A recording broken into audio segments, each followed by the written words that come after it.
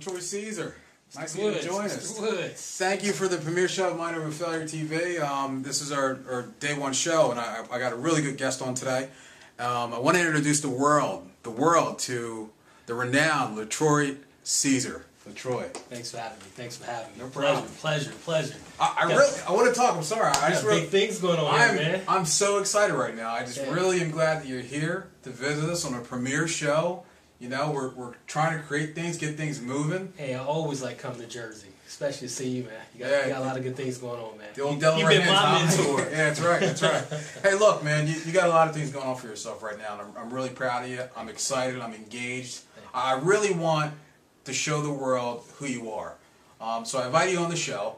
And again, this is our first show, and I'm so glad that you're going to be my first guest. This is not your first show, but I appreciate the humbleness of giving me the first show. I appreciate it. But Latroy, tell me, start from your roots. Like, tell me about Latroy Caesar. Well, you know, like I said, I kind of discussed in the book, I'm originally from California, born and raised Northern California, Sacramento, and you know, I was born in not the best of circumstances. Some would consider it a ghetto. Some thought we were rich, you know, in the case may be. But I was fortunate enough to actually get a football scholarship that brought me to the East Coast, where I basically attended Delaware State University, got a business degree, went on to actually get a master's degree also in business, had several corporate jobs from banking to financing to mortgages, even had several businesses along the way.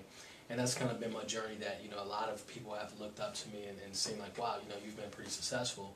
And I've had some level of success, but at the same time I've had adversity, I've had challenges, and even I've fell short. And even at times, you know, that's kind of the book title, would run the title is like, damn if I had known.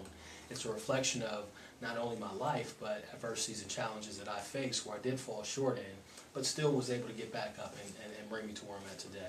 You know, one thing I've learned, and one of the reasons why I created MindOverFailure is because I started to recognize myself, you know, trials and tribulations, circumstances, like all these things, they got to mean something. Exactly. They got to be getting me closer to something. Exactly. Okay, and for you, it's gotten you closer to a lot of good things. Yeah. I have to admit, like I said, it's really about, it starts with the truth, which is knowing that you and everyone else have unlimited ability. And we sometimes are desynthesized by our surroundings, our circumstances. We think just because, you know, things didn't work out to a certain point that controls our destiny. For me, there was a reflection moment that says, hey, Latroy, no matter what your past circumstances or current circumstances are, you have complete control over what you want your future to be. And that was a time where I was sitting at, you know, a job, and you know, some people have that moment, I guess you can say, after a major crisis like a heart attack or a stroke or, you know, something goes wrong. But for me, it was a down moment. You know, it was a questionable moment. I was sitting there at the job. You know, the business wasn't really going well that I had going on at the time. I was performing average on the job, and I was sitting at the desk just having a reflection moment. And my manager actually sent out motivational for the floor, you know, for the sales team. It was Les Brown, one of my mentors, and he was talking about, you know, you have to be hungry, you know, you have to have the desire, you know, of not giving up, and that for me was a moment where it was like, wow, Latroy, you are really underperforming. You have so much more ability to do so much more. You need to be sharing your knowledge with other people just versus sitting here hoarding those skills and gifts that you have. And that was that moment that for me that kind of changed my life around, where it began me on my journey of personal development. And that's when I learned that it's better to work harder on yourself than on any other job, and opportunities will be unlimited at that point. Awesome. I know a lot of people question themselves of how to get to where you are today. If you can sum it up for me in a brief statement, let's say 1, 2, and 3. What was the first thing you did, the second thing you did, and lead up to the third thing? Well, it's, you know, your company speaks value, mind over failure. You know, it's really a mind process of overcoming failure. You know, controlling the mind. Once you grab control of the mind, that's when, and it starts with belief, knowing that you have more ability than what you're currently doing, no matter what the circumstances are. And when you believe, now you can begin to take action towards taking a step in the right direction. And then from there, it's just practicing what, you know, many spiritual advisors, many great leaders out there talk about, is faith. You know, the belief in the unbelievable, of the incredible, of what you can't see, and predicting ahead. You know, so my circumstances at the time when I started this journey were uncongenial, but that didn't stop me. I had the opportunity at that point to go run and hide in a corner, or take it as a learning experience and move on from there. Thomas Edison, he didn't fail 999 times. He nearly learned 999 times that did not work until he invented electricity. So you begin to, again, believe, then you exercise that belief by taking action. You take that action with a leap of faith. And that's when you begin to basically see the results. And of course, there's a lot of different processes in between. Yeah, it's important that you mentioned process, because a lot of things that we're going through today, it's definitely a process. It has to, manifest. It doesn't just manifest. There's Exactly. a gestation period is what you said in the past. Exactly. Tell me about that gestation period, because I know that's the toughest thing to do, is kind of waiting. Like, you're doing all these good things, you're not really seeing anything happen. Exactly. That gestation period's important. It comes down to patience. We have to have patience. And a reflection of my life is that, I mentioned that of all the businesses that didn't really reach a level of success, I can go back now and actually understand why they didn't, and actually manifest those same businesses to a level of success unlike before. And it's a law called the law of gender. Now, the way of law of gender works is that there's a gestation and an incubation period. When you plant a seed, if you take a carrot seed, you plant that physical carrot seed out in the yard, you water it daily, 70 days later, you're going to have carrots. Carrots don't happen on day 1, day 2, day 3, but day 7 you can guarantee you're going to have carrots. If you're involved in a relationship with your significant other and she becomes conceived with your seed, 270 days later, she's going to produce a physical baby. Right. That's the law of gender. That's a gestation and incubation period. You're not going to say 1 week later, come home, hey honey, where's that baby? You're pregnant, what's going on? So when you look at the law of gender, you start to understand it. The physical seed is just like the non-physical seed. You have that goal, you have that image of what you want to be. You begin to plant that ideal of what you want to become.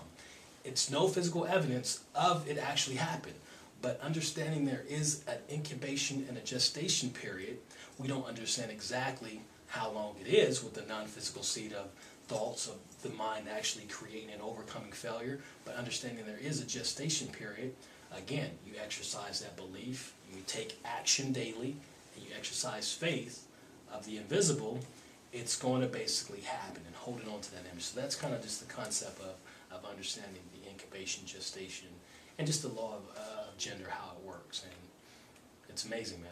Awesome, awesome. I know your whole journey, you were able to put all that together, go through all the pitfalls, so I don't have to go through it again, and you put everything into your book. Exactly.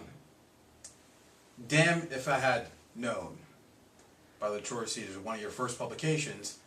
What brought about this change here, and what type of material can I learn as a reader? The book is interesting. The book basically, what it did is it accumulated.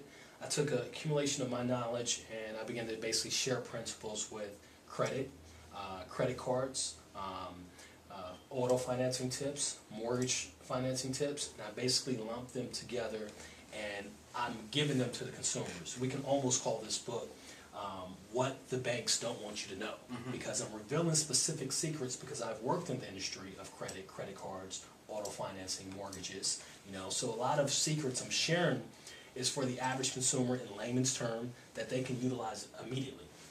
The book, you may make an investment of $15 or $20, but there's principles in this book that's going to make you that back within 24 hours. If you apply some of the simple principles like calling a credit card company when you get a late fee, asking for a removal of a late fee of $39, not going to the dealership and questioning certain fees and certain rates, mortgages, knowing what to look for in mortgages, credit cards, how to boost your credit score up.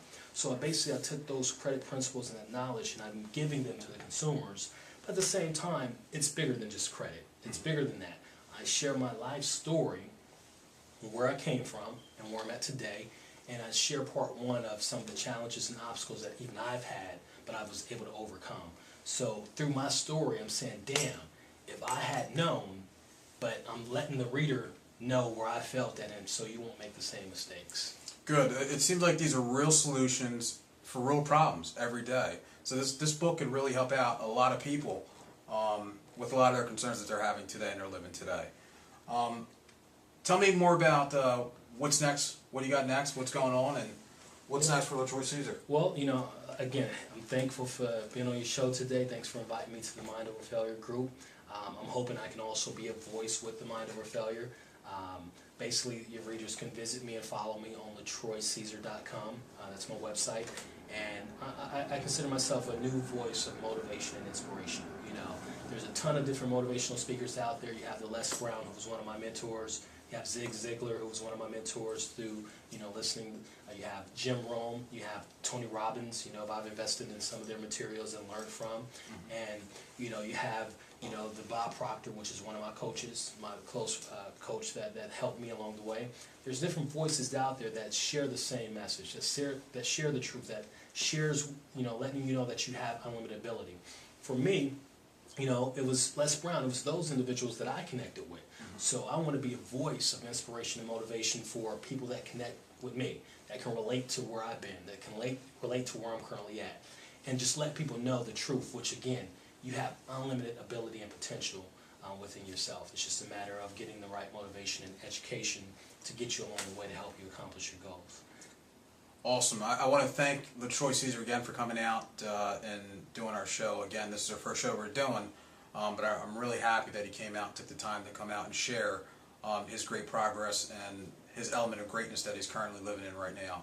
And again, for myself, Latroy has mentored me through some personal challenging things in my life as well, and I've used a lot of these principles in this book, and I'm sure you'll actually gain the same benefits that I have.